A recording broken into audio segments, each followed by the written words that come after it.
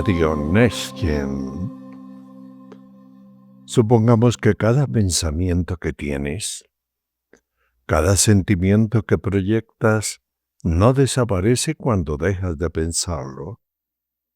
Imaginemos que esos pensamientos y emociones, cuando se duplican en muchas personas, no se disuelven, sino que se acoplan y aglomeran, y lo hacen hasta el punto de tomar forma, una forma que no podemos ver, pero se asegura que existe. Parece ficción, pero algunos estudiosos del ayer y del hoy, como lo veremos más adelante, afirman que eso es tan real como respirar. A eso que se forma cuando muchas personas piensan y sienten lo mismo, los antiguos lo llamaron egregor. Egregor, egregoris, una conciencia nacida de muchas conciencias. Algo sin cuerpo que se alimenta de nuestros pensamientos y también de nuestras emociones. Egregor, egregoris.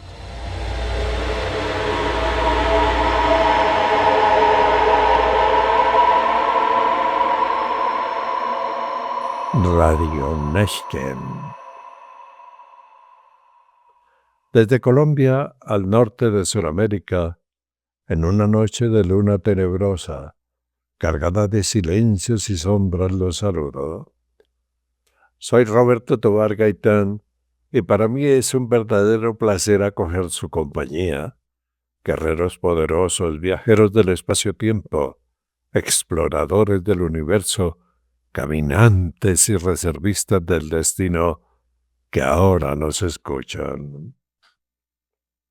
Egregores, un tema misterioso que hemos preparado como complemento de nuestro audiolibro Pilón el Caminante, una obra del realismo fantástico que usted puede escuchar en nuestro canal El Placer de Explorar en YouTube.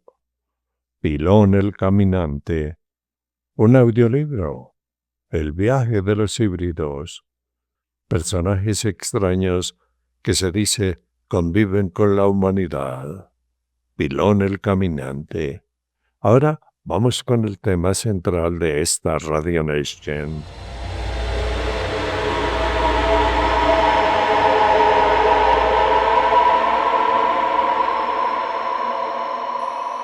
Comencemos. Egregores. ¿Qué son los egregores? La palabra egregor viene del griego egregoroi, que significa los que vigilan. Egregor. Esta palabra extraña aparece por primera vez en los antiguos textos del libro de Enoc, y en esos textos de Enoc, se habla de los vigilantes, supuestos ángeles destronados que descendieron a la tierra y que, según lo escrito, enseñaron a los humanos las artes prohibidas.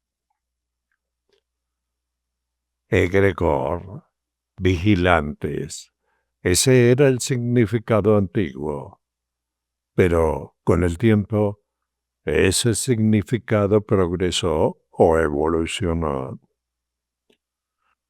Ya en el siglo XIX, ocultistas famosos como Eliphas Levi, quien era un sacerdote convertido en escritor, ocultista y mago, junto con Papus, uno de los grandes renovadores del esoterismo europeo y miembro de órdenes como la Golden Dawn o la Sociedad Teosófica, comenzaron a hablar de los egregores, adjudicándoles una forma espiritual colectiva.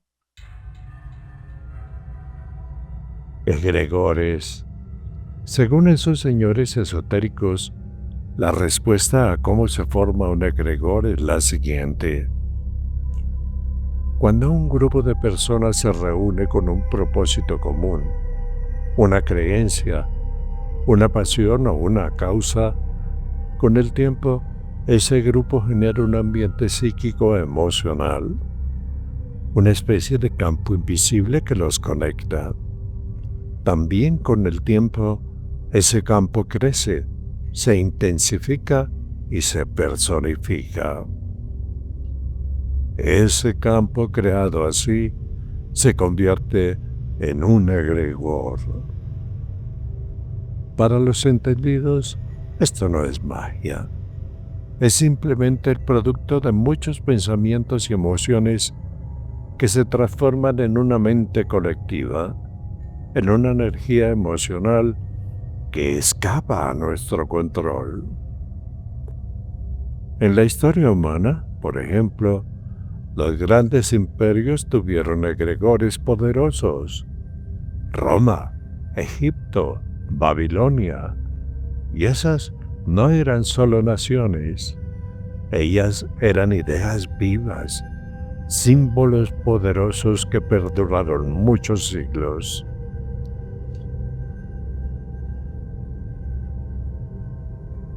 Hay un ejemplo corriente. ¿Has sentido algo al entrar a una catedral, aunque tú no seas creyente? ¿Has sentido algo al ver ondear una bandera en medio del silencio? Eso también puede ser el egregor actuando. Se dice o se afirma que las religiones también están impregnadas de egregores poderosos. El Cristo cósmico, el Buda eterno, la Virgen de Guadalupe. Y para los estudiosos, no importa si estos personajes existieron históricamente o no. La fuerza de la fe colectiva los ha elevado a algo más, algo que escucha, algo que responde, algo que guía. Miles oran, miles sienten, miles creen. Eso genera una presencia, una conciencia compartida. Ahora bien, en tiempos oscuros, los egregores también nacen del miedo, de la rabia, de la desesperación, el fanatismo político, el culto a un líder. Y no es solo propaganda, son invocaciones. Cada marcha, cada consigna gritada al unísono alimenta algo, alimenta un egregor. Y ese algo, en ocasiones, termina devorando a sus propios seguidores. Y se da como ejemplo la Segunda Guerra Mundial y un famosísimo líder alemán. Hoy, los egregores ya no se forman en templos ni en campos de batalla. Los entendidos dicen que se forman en Internet, en comunidades digitales, en foros, redes sociales y movimientos virales. Cuando millones comentan lo mismo, reaccionan a lo mismo. Cuando millones odian lo mismo, están alimentando algo. Y vienen las preguntas. ¿Alguna vez te has sentido arrastrado por la corriente emocional de las redes? ¿Alguna vez has sido parte de una histeria colectiva? ¿Alguna vez has sido miembro de una causa que parece tener vida propia? ¿Una vida que va más allá de la razón? Ese impulso, ese torbellino digital actual, puede ser un egregor del siglo XXI.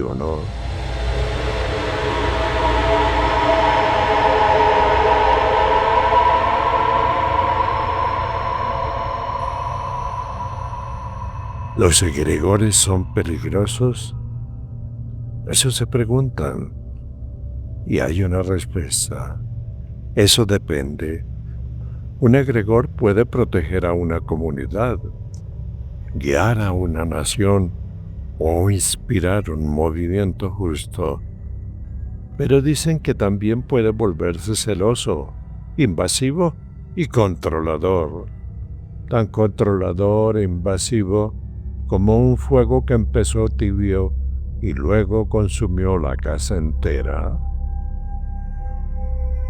Lo peor es que no sabemos cuándo cruzamos esa línea, porque el egregor no se presenta diciendo, aquí estoy.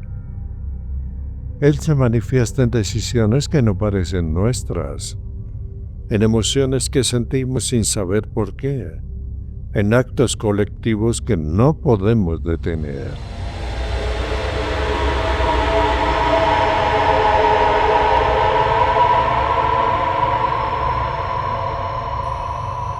Pero, ¿podemos liberarnos?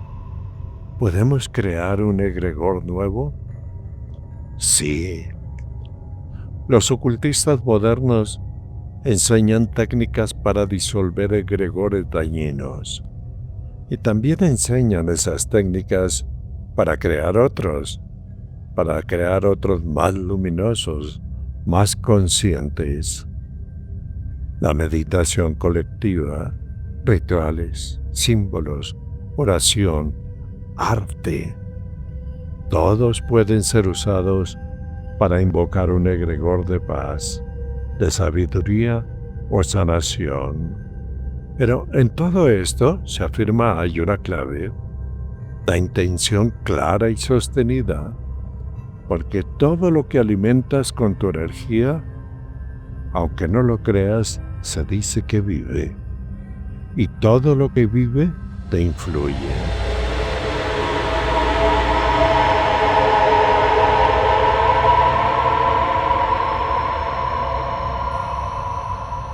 Hay una reflexión final sobre este tema.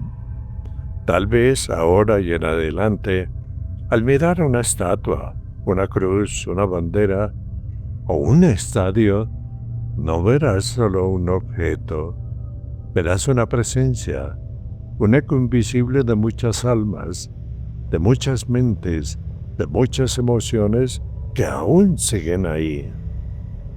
La próxima vez que sientas algo inexplicable al entrar a un lugar sagrado, al ver un símbolo, una multitud vibrando con una sola voz, pregúntate, ¿qué estoy sintiendo? ¿Es tu emoción? ¿O es la emoción del egregor que has alimentado sin saberlo? Radio Neshken. Desde Colombia al norte de Sudamérica, en una noche de luna tenebrosa, cargada de silencios y sombras, me despido. Soy Roberto Tobar Gaitán. Ha sido un verdadero placer acoger su compañía. Guerreros poderosos, viajeros del espacio-tiempo, exploradores del universo, caminantes y reservistas del destino que ahora nos han escuchado. En la producción estuvo con ustedes Viviana Tovar Azula.